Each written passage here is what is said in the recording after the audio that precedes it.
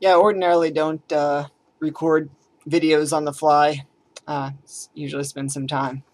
But this one, I'm just gonna do a little video response here because I think it's warranted. But at any rate, while I'm doing that, I'm gonna be crap, stupid thing. I'm doing that. I got some beta tapes over here that I'm rewinding, so I'm just gonna do that while I'm doing this.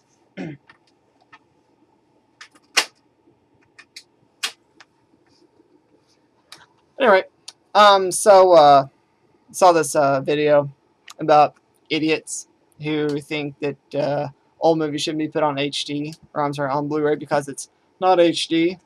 But I have even more to add to that. So let me get this real quick.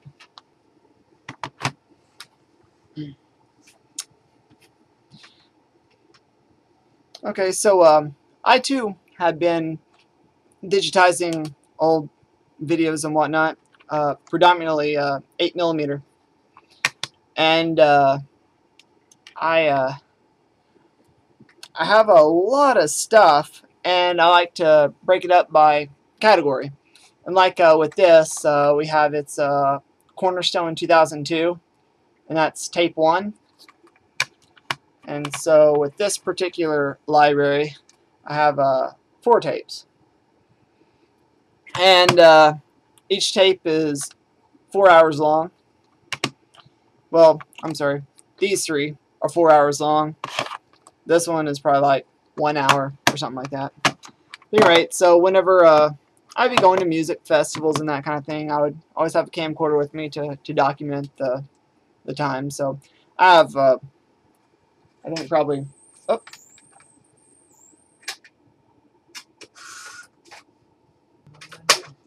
just leave it alone. Script. Anyway, so yeah, I have probably about 20 or so tapes, just of concert footage, and then that's not even counting all the just home movies of, you know, family and whatnot, acting a fool and what have you. But anyway, so whenever I started doing this, which was in 2010, I thought, man, okay, so the technological specification for DVD calls for, at most, I think it's 9 megabits per second. That's a combination of video and audio both. So as to max up at 9. And at 9 megabits per second, megabytes, I'm sorry, 9 megabytes per second, you're looking at right at 2 hours of footage. And so this right here, I'm sorry, this right here would be 7 DVD discs, and they'd all have to be dual layer. If they're a single layer, we'd be looking at 14 DVD discs as single layer. That's just a lot of freaking discs. I don't have time for that. So so I started brainstorming back then. I was thinking, you know, what would be the best option for converting all these tapes. And that's what I'm doing with the beta. I'm about to start converting beta here soon. Cause freaking crap, Dad had more beta tapes than VHS. It's just ridiculous. But anyway, so I'm gonna start doing that. But I got thinking, you know, what would be best, and the idea came to do it on Blu-ray. On one Blu-ray disc, I had 50 gigabytes of storage versus a DVD where it's 8 for dual, 4 for single. And I was like, that makes all the sense in the world. So then I started with the project. I started going, I was going to say, well, I'm just going to see how it turns out. So I started digitizing the first set, and which was Tom Fest from '98, and it came up to it was 9 hours, I think, of footage. And so yeah, it was right at 9. So anyway, so I cut it all up, chaptered it all up, labeled it all up, got, you know, everything set up, went to export it out, and saw, shoot, I can put this at 12 megabits per second. That right there, that's better than DVD quality. And it's still 480i.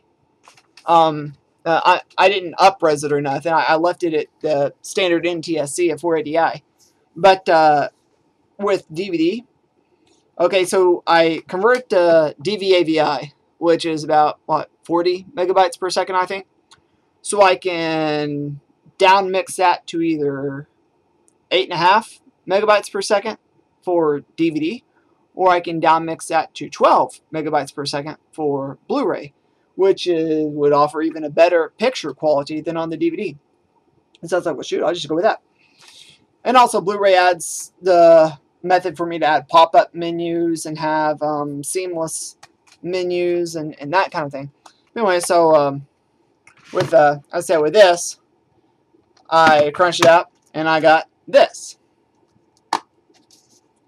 One disc in this jewel or this case. I can just, you know, put it in my shelf just like that, and just sits there on the shelf.